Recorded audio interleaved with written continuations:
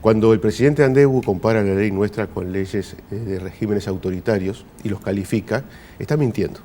Y él sabe que está mintiendo, porque esta ley no tiene absolutamente nada que ver con un concepto de control de la libertad de expresión o de intención del Estado de intervenir en los contenidos de aquellos que emiten opiniones a través de los medios de comunicación en nuestro país. Es más, la ley es explícita en cuanto al respeto de las distintas libertades que deben regir la comunicación en una sociedad democrática. Es explícita en ese sentido. Es más, la oposición criticó que fuera tan explícita, pues señalaban que no era necesario, ya que eran derechos constitucionales establecidos en nuestro país, que la ley, por ejemplo, dijera a texto expreso que la libertad de expresión está garantizada, que la libertad editorial está garantizada, que el Estado no puede intervenir en la emisión del pensamiento por aquellos que se manejan a través de los medios de comunicación. Nuestra ley lo dice. ¿Y por qué una ley entonces? Porque, y ahora voy al otro argumento, usted habrá escuchado, esta es una ley antigua, dice.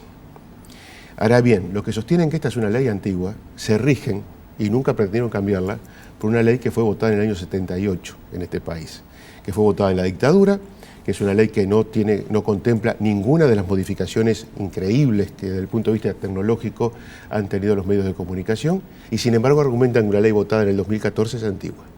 Es llamativo, ¿verdad? Es más, aquellos que dicen que esta ley es autoritaria se rigen, y nunca la quisieron modificar, por una ley que estableció un régimen autoritario, que luego fue admitida por la democracia, con alguna pequeña corrección. Pero es una ley que hoy nos está rigiendo a todos, concebida con una, usted se imaginará, con una cabeza muy diferente de aquel que piensa desde un concepto integrador y democrático en una sociedad libre como es la nuestra.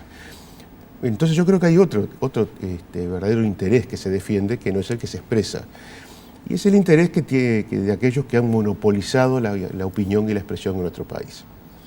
Si bien tenemos un país que admite, defiende y debe profundizar la libertad de expresión, para que esto se garantice debe haber multiplicidad de voces y multiplicidad de medios para que esas voces se expresen. Esta ley lo garantiza. El actual régimen no. Y la vida ha demostrado que sin que se llegue al monopolio o al oligopolio de la expresión, sí se ha llegado a la concentración de los medios de comunicación en determinada línea editorial o determinada línea de expresión, que no nos garantiza a todos que podamos escuchar múltiples voces para hacernos nuestra propia opinión. Respecto a los contenidos, ¿usted puede poner ejemplos de cosas que usted dice, bueno, esto que se reflejó así o esto que se vio así, esperamos que en el futuro con la ley se informe de otra manera, se muestre de otra manera? ¿Tiene algunos ejemplos que se puedan ejemplificar? Es interesante este tema de los contenidos porque se ha hecho énfasis en el supuesto control del Estado sobre los medios de comunicación. Primera cosa, acá hay dos concepciones. Una podría ser la liberal más pura y decir, bueno, cualquiera puede emitir cualquier cosa en cualquier medio de comunicación, no importa el horario y no importa si el público es infantil, adolescente o adulto. Es un concepto que yo no acompaño. Acompaño el otro. Insisto, a partir de garantizar la libertad de expresión, utilizar aquellos recursos que todos los organismos internacionales admiten, de que la libertad de expresión tiene un límite, que es el de defender el derecho del consumidor o del espectador en cuanto al mensaje que recibe.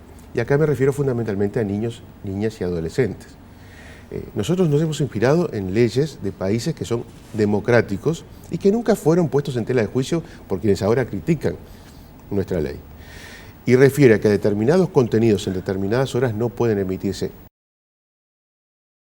Y siempre ponemos el ejemplo del asesinato del trabajador de la pizzería, ustedes recordarán. Año 2012. Año 2012, un hecho terrible, pero que un canal de televisión pasó esas imágenes más de 40 veces durante una semana.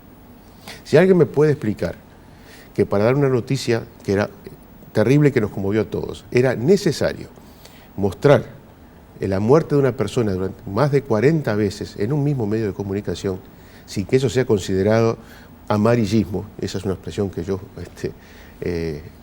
me responsabilizo por ella, bueno, que alguien venga a defenderlo. Yo hablé con algunos responsables de ese medio de comunicación y admitían que se habían equivocado, lo debo reconocer, y que no iban a repetir ese tipo de excesos. Pero me parece que tenemos que tener los espectadores, los ciudadanos, mecanismos de defensa de nuestros derechos que hoy no están defendidos.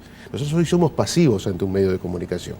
Tenemos leyes que nos protegen como consumidores ante todo el resto de los elementos de la sociedad que interrelacionan con nosotros, con los medios de comunicación que están adentro de nuestras casas, que viven con nosotros las 24 horas del día. No tenemos ningún elemento hasta ahora que nos defienda. Esta ley lo hace. ¿Crece el poder del Estado en detrimento de los operadores privados? No, yo creo que se equilibra, en todo caso, el Estado y los operadores privados. Establece, sí, normas que hoy no existen.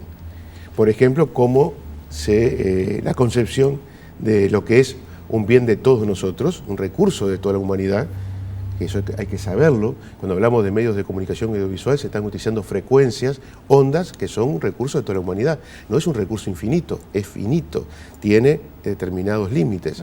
Hoy las normas no establecían claramente el tiempo, por ejemplo, de duración de la concesión de una frecuencia. Quienes dicen que esto genera inseguridad jurídica se rigen por un sistema que establece, la actual ley, que la concepción de un medio de comunicación audiovisual es revocable y provisoria. O sea que hoy cualquier Estado, si quisiera hacerlo, podría cerrar una radio o un canal de televisión hoy mismo. Sin embargo, esta ley, perdónenme, establece normas a través de las cuales quien tiene la concepción de una frecuencia tiene un tiempo establecido con certeza jurídica para ejercer su derecho sobre esa frecuencia.